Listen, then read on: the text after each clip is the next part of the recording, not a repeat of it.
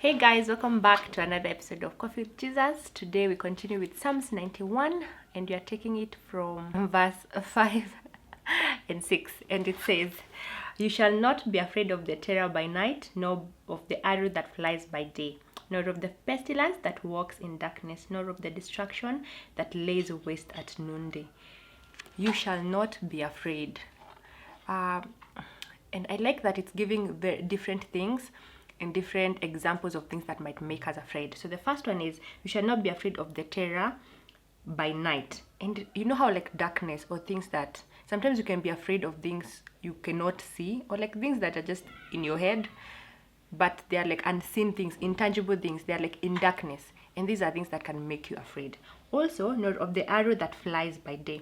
This sort of feels like an arrow is something you can see. It's probably man-made, like man-made attacks. There are things that make us afraid that are man-made.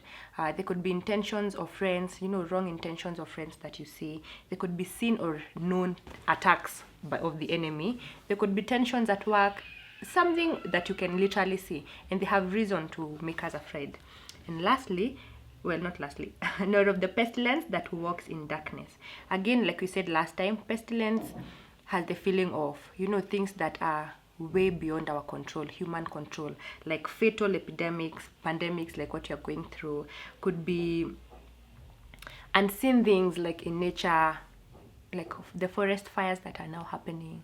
Could be earthquakes, things that have such high magnitude to make us afraid, and we have no control over. Even like authorities, our governments have no control over, and this can make us afraid. Corona has made a lot of us afraid. And lastly, not of the destruction that lays waste at noonday. The destruction that lays waste at noonday sort of reminds me of Syria and the attack that happened. Like you can see the destruction that lays waste. When the enemy has come and he has attacked, there lays destruction, there lays evidence of an attack that has happened. And even just seeing these images makes us afraid, has made me afraid sometimes of the weaponry that we possess as the world right now, the weapons that are able to like destroy en masse. And these things can make us afraid, and they're legitimate causes to put fear in our hearts. But the first sentences of this verse that says, "You shall not be afraid," it makes me think, wait, you shall not be afraid. Kwani fear is a choice that I have to make. Yes, there are legitimate reasons to be afraid, but you shall not be afraid. So if I shall not be afraid, then what should I do? Because honestly, there are things that have legitimate capacity. Literally, legitimately would make me afraid. So if I don't want to be afraid, what else should I do? What's the other option apart from fear?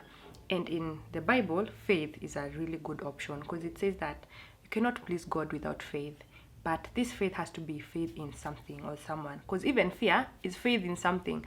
Fear is mostly faith in other people, faith in the enemy. Like when you're afraid of something, you're literally having the faith to believe that they are strong enough to overpower you. They're strong enough, or they have the capacity to destroy you. That's what fear is. Fear is actually faith in other people or in the devil.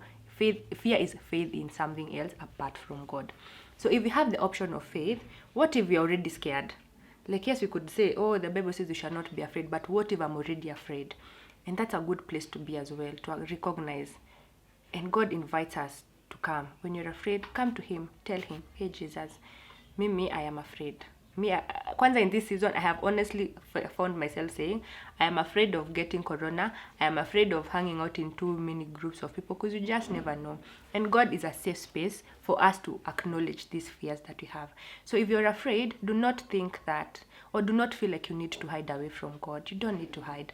God can handle your fear. God can handle anything, any tension or any anxiety that's going on in your heart. He can handle it. So come with that fear to his presence. Come and tell him, this is what I'm afraid of, Jesus. I'm afraid of the future because I don't know what the future holds. I'm afraid of messing up because I can't trust myself. I'm afraid of missing out on purpose. I'm afraid of just what the economy is going to look like. I'm afraid of not making it. I am afraid of this and this. And I don't know what your fear is. Maybe you can join me in saying all these things. Jesus, I acknowledge that I am afraid. And these are the things that I'm afraid of. I'm afraid that I'm going to turn out, to be a bad person or a bad influence, I'm afraid. Whatever you're afraid of, I don't know what you're afraid of today, but if you're afraid of something, just know that you can acknowledge it to God. And then when you acknowledge it, just give it to him. Like, Jesus, these are the fears that I have. Because the Bible reminds us that to cast all our anxieties, to cast all our fears at the feet of Jesus, because he cares for us. You don't need to be afraid and continue being afraid alone. God cares for each of us completely. And if you have been afraid like I have been, we can come together and like throw these things at the feet of Jesus and tell him, these are all the fears that I have. I cannot do much about them. In fact, I cannot do anything about them. I can only like just bring them here, and I pray that you give me the gift of faith. Clothe me with faith. Give me faith to believe that you're a good father. Give me faith to believe that your intentions for me are good. Give me the faith to believe that the plans and the purposes you have for me, that the future you have for me is a good future, and that I don't need to be afraid. So with me, just choose to have faith. Choose to acknowledge any fear that you might have, and then choose to give that fear to God, and then choose to get the faith that God himself has. And one good way to increase your faith is to actually learn the character and the nature of God. Because when this is like a hack that I normally have, I remind myself when I'm scared, I remind myself about who God is and the nature the nature of his character. It's like, you know what, God, I'm scared, but you have promised you're my father. So as a good father, you will provide everything I need. I am scared, but you are the king of the whole world. So if there's any plague, if there's any calamity, you have authority over all these things. So I can believe in you. You know what?